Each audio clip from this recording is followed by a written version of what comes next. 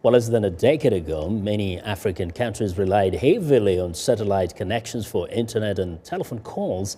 Now, recently, there has been a revolution in communications with the connection of the continent to the rest of the world via undersea fiber optic cables, dramatically increasing transmission capacity of data and drastically reducing transmission time and costs.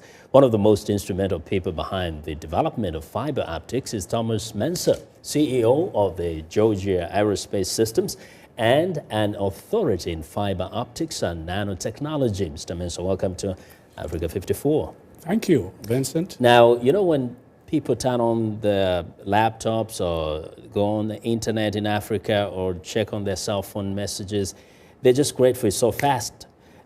What is fiber optics and how does this enable that kind of communication to be faster and more efficient? Yeah, Vincent, fiber optics is really a very, very, very thin glass that people don't see because they always see the cable. That's right.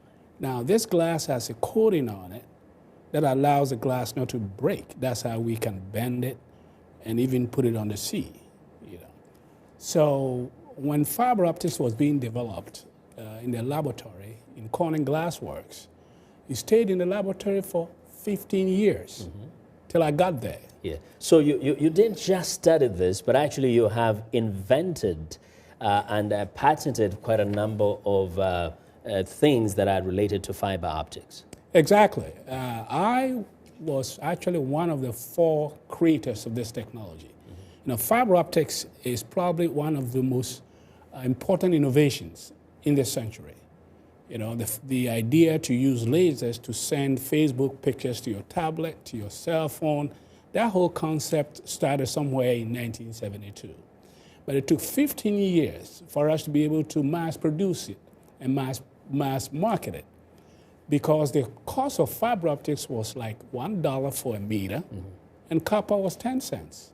So it didn't make sense to go and rip all the copper wires all over the world and put fiber optics. But my first invention actually changed that, brought the cost of fiber optics to the same level as copper. That led to the spread of fiber optics throughout the United States.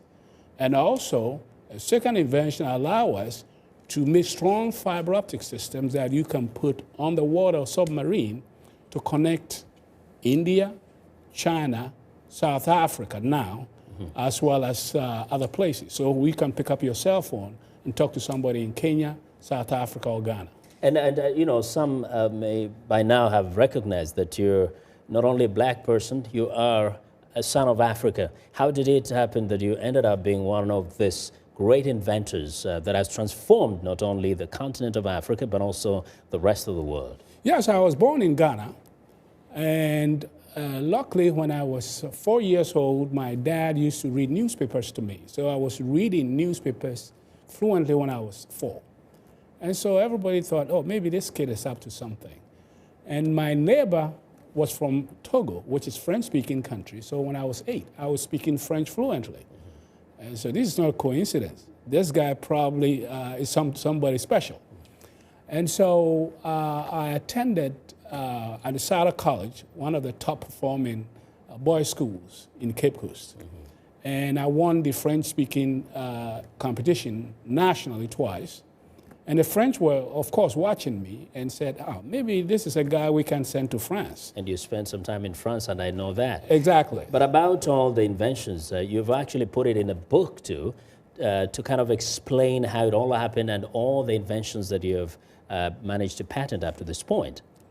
How many are they? Well, I received 7 patents in 6 years. Normally, it takes people 10 to even get one.